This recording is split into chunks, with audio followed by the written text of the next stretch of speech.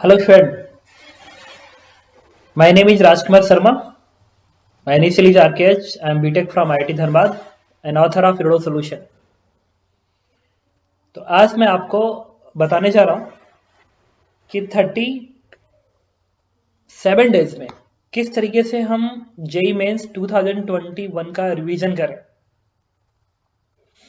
क्योंकि अगर तुम रिवाइज नहीं करोगे तो तुम अच्छा परफॉर्म नहीं कर सकते हो। और जो मैं बताने जा रहा हूँ, अगर तुम उसी ऑर्डर पे चलते हो तो तुम इजीली 180 का स्कोर या 200 का स्कोर या मोर देन 200 स्कोर बहुत इजीली अचीव कर सकते हो।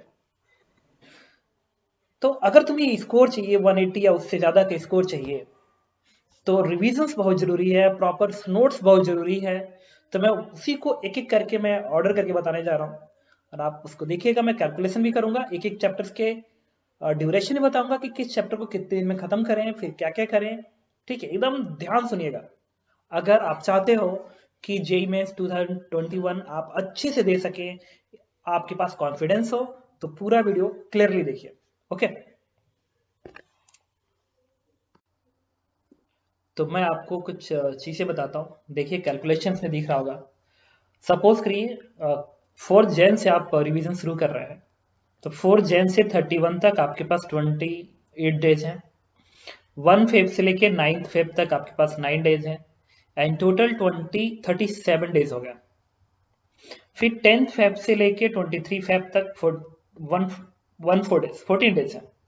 तो अगर 37 डेज में अगर आपने प्रॉपर रिवाइज कर लिया तो ये जो 14 डेज है इसमें यूज करें अपना शॉर्ट नोट, और इस शॉर्ट नोट के साथ साथ आप बहुत रिवाइज कर सकते हो सकता है कि इस 14 डेज में आप 14 टाइम्स रिवाइज कर सकते हो। तो शॉर्ट नोट्स बहुत इंपॉर्टेंट है। ओके, तो देखिए अब इसके लिए कुछ चीजें मैं बता रहा हूँ। फर्स्ट जो मेरे दिमाग के अंदर बात चल रही है वो है कि 37 डेज में मुझे रिवीजन प्लान कर लेना है। ठीक है, और इसमें मैं आपको बताऊंगा कि किस चैप्टर के कितने लेक्चर्स होने चाहिए। तब तक आप पेशेंस रखिएगा। बस मैं बोलने जा रहा हूँ कि 37 डेज में अगर आप रिवीजन प्लान करते हैं तो 37 डेज एक लंबा ड्यूरेशन भी है। रिवीजन के लिए आप अच्छे से रिवाइज कर सकते हैं, इफेक्टिव वे में कर सकते हैं। और जो 14 डेज है ना, इस 14 डेज में जब आप शॉर्ट नोट का यूज करेंगे तो अगर आपकी इफिशिएंसी बहुत अच्छी है तो आप ज्यादा से ज्यादा रिवाइज कर सकते हैं, और उतनी अच्छी नहीं है तभी भी कई बार रिवाइज कर सकते हैं। उसमें इस 14 डेज में आपका कॉन्फिडेंस बहुत बढ़ जाए। तो इसके लिए कुछ चीजें, जैसे जो पॉइंट है पहले बता दो। First, no need to give test regularly. मतलब रेगुलरली का मतलब है कि daily. No need to give test daily, इसको डेली लिख लीजिए। No need to give test daily. क्यों भाई? अगर तुम आज टेस्ट देते हो, फिर कल टेस्ट देते हो, फिर परसों टेस्ट देते हो, तो तुम एग्जॉस्ट हो जाओगे, थक जाओगे। कोई भी गेम देखो, हर गेम में एक इंटरवल होता है। ठीक है, ये नहीं कि कोई प्लेयर खेलने गया तो आज भी खेल रहा है, फिर कल भी, फिर परसों भी, फिर नरसों भी। अरे थक जाएगा तो परफॉर्म कैसे अच्छा करेगा? अगर उसको अच्छा परफॉर्म करना है तो रेस्ट जरूरी है। तो टेस्ट डेली देने की जरूरत नहीं है। आप एक वीक में 2 टेस्ट या मैक्सिमम 3 टेस्ट दो, इससे ज्यादा टेस्ट देने की जरूरत नहीं है। इंपॉर्टेंट है कि जो टेस्ट दे रहे हो उसका नोट बना रहे हो कि नहीं बना रहे हो। ये नहीं कि आज टेस्ट दिया काम खत्म, फिर कल टेस्ट दिया काम खत्म, फिर परसों टेस्ट दिया काम खत्म। अरे क्या है ये सब? जो आपने सीखा उसको छोड़ दिया, फिर आज सीखा फिर छोड़ दिया, ये क्या है? ये गलत है। जो आपने सीखा उसका शॉर्ट नोट बनना चाहिए, जो आपने कल सीखा उसका शॉर्ट नोट बनना चाहिए, ताकि फर्दर उस मिस्टेक को हम अवॉइड कर सकें। तो इसके लिए आपके पास टाइम होना जरूरी है। तो इस जगह पे जाके कि आप डेली टेस्ट दो, उससे बेटर है कि आप एक वीक में 2 या 3 टेस्ट दो। इससे ज्यादा टेस्ट देने की जरूरत एकदम नहीं है। और टेस्ट के लिए तुम चाहो तो आप एनटीए का टेस्ट ज्वाइन कर सकते हो। ज्वाइन क्या करना, एनटीए का टेस्ट आप दे सकते हो, मोर देन सफिशियंट। अगर आपने अपने इंस्टीट्यूट का दे रहे हो तो भी गुड, अगर नहीं दे रहे होगे तो एनटीए का जरूर दो। तो पूरा पूरा क्वेश्चन ही उसमें पड़ा हुआ। सेकेंड जो इंपॉर्टेंट वर्ड मैं यूज करने जा रहा हूं that is short note. Short note of all 3 subject are necessary. देखिएगा, short note of all 3 subject are necessary. जानते हो जब मैं बीटेक करता था ना, तो मैं ज्यादातर टाइम शॉर्ट नोट बनाता था। सर ने पढ़ाया, कॉपी पे नोट किया गया, लेकिन एग्जाम के पहले मैं उसका शॉर्ट नोट बनता था। द सेम वर्क मैं अपने जेई प्रिपरेशन में भी किया था, कि अगर मैंने फेस की कॉपी का लेक्चर्स नोट बना लिया है, ठीक है, तो फिर एक छोटा सा शॉर्ट नोट बनाता था, उसकी इंपॉर्टेंस पॉइंट रख लिया, नोट कर लिया, ठीक है, न्यूमेरिकल्स का इंपॉर्टेंट पॉइंट को नोट कर लिया। तो ये बनते कैसे बताता हूँ। इसके लिए आप लेक्चर्स नोट का हेल्प ले सकते हो, टेस्ट पेपर का हेल्प ले सकते हो, जेई मेंस प्रीवियस ईयर का हेल्प ले सकते हो, या इन सब का हेल्प ले सकते हो। तो कैसे बनेगा, आप तो बनाते होगे तो आपको पता भी होगा। हम क्या करते हैं जैसे कि मैं अपना बात बताता हूँ, जब मैंने जेई मेंस का एग्जाम दिया था बेसिकली उस टाइम पे, तो रिवीजन के टाइम पे मैं क्या करता था कि सपोज करिए मैंने रोटेशनल मैकेनिक्स रिवाइज करनी है, तो मैंने रोटेशनल मैकेनिक्स का लेक्चर्स जो है उसको एक पतली सी कॉपी लिया, उस पर कुछ इंपॉर्टेंट पॉइंट्स को, इंपॉर्टेंट फॉर्मूले को नोट कर दिया, ठीक है। क्वेश्चंस को भी मैंने अगर देखा, उसमें क्वेश्चन को इंपॉर्टेंट पॉइंट है, तो उसको मैंने इधर नोट कर दिया कि अच्छा ऐसी इस पैटर्न के बाद इस लाइन कर ऐसे क्वेश्चंस होते हैं, लगभग ऐसे होते हैं। ये सब भी मैंने नोट किया था उस पर, ठीक है। तो जहां जहां मुझे डाउट फंसते गए क्वेश्चनों में, उन डाउट को भी मैंने उसमें मार्क किया था, ठीक है। बट तुम जितना कर सकते हो उतना करना, ये नहीं कि एक एक चीज को नोट कर दोगे, ठीक है। तुम जितना कर सकते हो उतना करना, ठीक है। शॉर्ट नोट बनना चाहिए, शॉर्ट नोट मतलब शॉर्ट नोट। अगर रोटेशनल मैकेनिक्स में सपोज करिए आपने सपोज करो 60 पेज यूज किया, 60 पेज यूज किया, एक बात कर रहा हूँ, 60 पेज आपने रोटेशनल मैकेनिक्स यूज किया, तो शॉर्ट नोट वो 10 पेज के अंदर हो जाना चाहिए। इस तरीके से बनाओ, मतलब ना, ठीक है, 1/6 कर दो, ज्यादा बेटर आएगा। अब ये नहीं कि अब 60 पेज में लिखा है तो उसको एक ही पेज में कर दिया, ये क्या है, ऐसा भी तो नहीं होता है, ठीक है। तो अगर 60 पेज का 1/6 करो और नोट बना लो, ठीक है। इंपॉर्टेंट पॉइंट्स उस नोट में, इंपॉर्टेंट पॉइंट उस पे नोट करो। उसके बाद जो थर्ड इंपॉर्टेंट पॉइंट है वो ये है, 12th फर्स्ट बोर्ड का एग्जाम का डेट आ चुका है, मई में है, ठीक है। तो अभी अगर क्या करोगे ना, तुम अगर 11th शुरू करते हो कि 11th का पहले हम रिवाइज करते हैं, तो हो सकता है कि बाद में तुम्हारा प्रेशर आ जाएगा।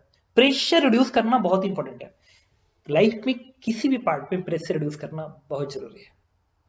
तो आपको क्या करना चाहिए, सबसे पहले 12th के चैप्टर्स को रिवाइज करो। जैसे 12th का चैप्टर रिवाइज हो जाता है तो आपको एक रिलैक्स महसूस होगा कि अरे यार हम तो बोर्ड से रिलैक्स हुए थोड़ा, तो बोर्ड से भी रिलैक्स हो गए।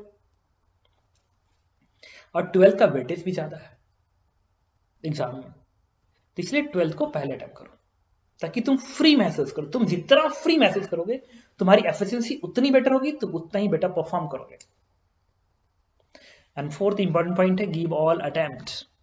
तो जेई मेंस ने इस बार 4 अटेम्प्ट कर दिया है। एग्जाम एक डिफिकल्ट एग्जाम है, तुम किस एग्जाम में बेटर परफॉर्म करोगे ये कोई नहीं जानता है।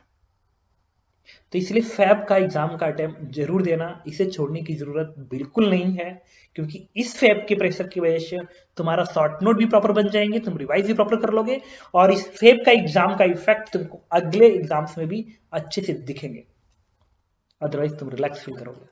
इसलिए फैब का एग्जाम जरूर देना, जरूर देना। अभी इस मोमेंट पे अगर तुमने फॉर्म भर दिया है, ठीक है, तो चारों अटेम्प्ट भरो, और नहीं भरे हो तो भी चारों अटेम्प्ट भरो, ठीक है। उसके बाद फैब का एग्जाम दो, अपने आप ही तुम्हें लगेगा कि उसका इंपॉर्टेंस क्या है, तो पहले चांस ले लो, ठीक है, ये जरूरी है। और लास्ट एग्जाम तक एग्जाम दो, ओके।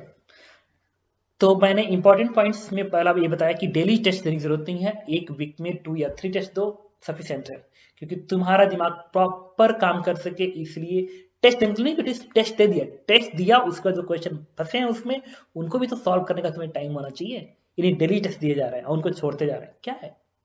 टेस्ट दो, ठीक है, उसमें जो इंपॉर्टेंट क्वेश्चन जो तुमसे फंसे थे उनको सोल्यूशन के थ्रू समझो या खुद से समझो, उनका भी शॉर्ट नोट बनाओ, ठीक है। तो रिपीट कर रहा हूं, फर्स्ट टेस्ट 2 या 3 इन अ वीक दो। सेकेंड शॉर्ट नोट बनना चाहिए, और short note is very very important, ध्यान रखना। अगर शॉर्ट नोट बनाते हो तुम्हारा स्कोर बहुत अच्छा इंप्रूव करेगा, क्योंकि तुम्हारे पास कॉन्फिडेंस होगा, ठीक है। तुम्हारे पास छोटी छोटी जो मिस्टेक किए होंगे कॉन्सेप्ट में, वो कॉन्सेप्ट तुम रिवाइज कर रहे होगे उस शॉर्ट नोट के थ्रू। तो प्लीज इसे बनाओ, अगर तुम चाहते हो कि तुम्हारा स्कोर 180 या 200 से ऊपर जाना है, तो इसकी बहुत जरूरत है, okay. Third, 12th first revise करेंगे, एंड फोर्थ हम सारे अटेम्प्ट देंगे। अब मैं आपको बताता हूँ प्लानिंग कैसे करते हैं। देखिए, एक्चुअली मैं बात कर रहा था आपसे 37 डेज की वर्किंग की, बट यहाँ पे मैंने 36 डेज में मैंने कंप्लीट रिविजन्स प्लान कर लिया है। तो आई थिंक आप भी इसी पे जाना कि 36 डेज में आपको रिविजन्स प्लान करना है। कैसे करना है मैं बताता हूँ। अगर आप 12th क्लास में हो, ठीक है, तो आपका सिलेबस खत्म हो चुका होगा, और इसके बाद क्या करेंगे आप, इलेक्ट्रिस्टेट से शुरू करेंगे। इलेक्ट्रिस्टेट्स 2 डेज का है, करंट इलेक्ट्रिसिटी 2 डेज का है, क्योंकि इलेक्ट्रिस्टेट्स बड़ा है, करंट इलेक्ट्रिसिटी भी बड़ा है, कैपेसिटर भी बड़ा है, मैग्नेटिक फील्ड भी बड़ा लेक्चर है, ईएमआई भी बड़ा लेक्चर, बट एसी छोटा लेक्चर है। तो इधर में नंबर ऑफ डेज दिए हैं, जैसे ज्योमेट्रिकल ऑप्टिक्स 2 डेज, बट शुरू करिए इलेक्ट्रिस्टेट्स से। इलेक्ट्रिस्टेट्स 2 days, current electricity 2 days, capacitor 2 days, magnetic effect of current and magnetic field 2 days, electromagnetic induction 2 days, AC 1 days में खत्म करना। सिंपल चैप्टर है, ठीक है, तो 1 डेज में आप उसको रिवाइज कर लीजिएगा।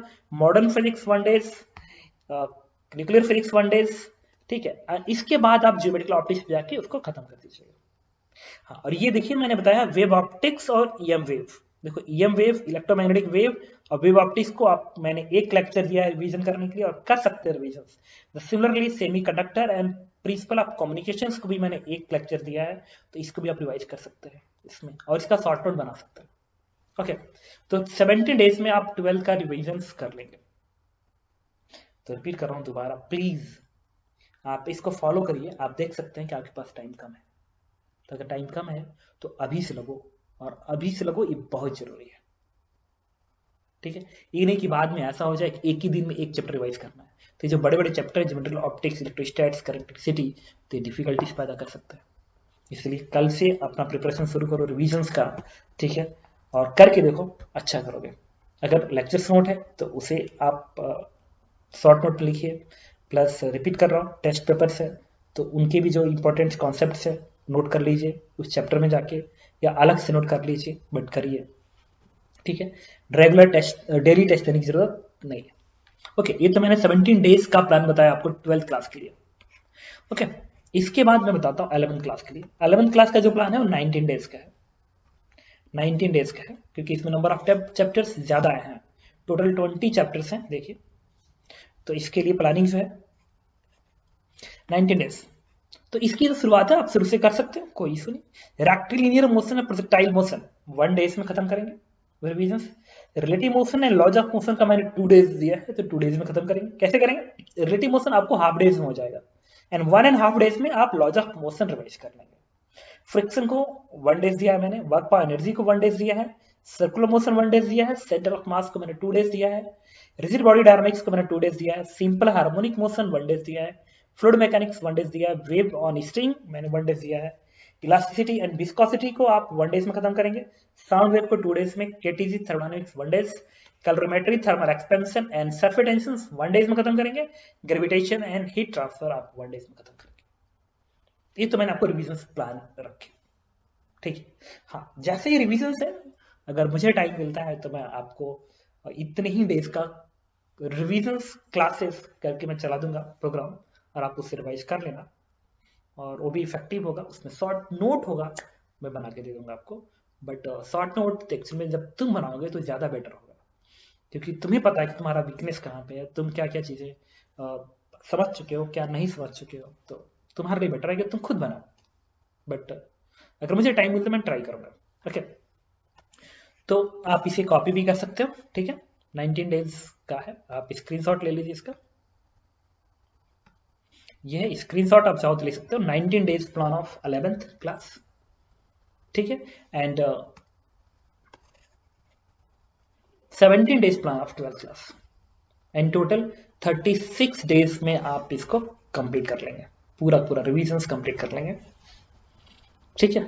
तो एक बार फिर फाइनली ध्यान रखिएगा, जे मेंस एक इंपॉर्टेंट एग्जाम है, तो चारों पे चारों अटेम्प्ट करो, शॉर्ट नोट्स बनाओ। Very important word is the short note, please short note बनाओ। जब ये तो अभी जेई की बात कर रहा हूँ, जब तुम जाओगे बीटेक कर रहे हैं, तो उस बीटेक करते समय पे शॉर्ट नोट का बहुत इंपॉर्टेंस होता है। जब आप सेमेस्टर का एग्जाम दोगे, एक दिन के अंदर हम लोग रिवाइज कर लेते थे और सेमेस्टर में बैठते थे और अच्छा एग्जाम दे के आते थे। तो please do it. Okay, thank you and best of luck.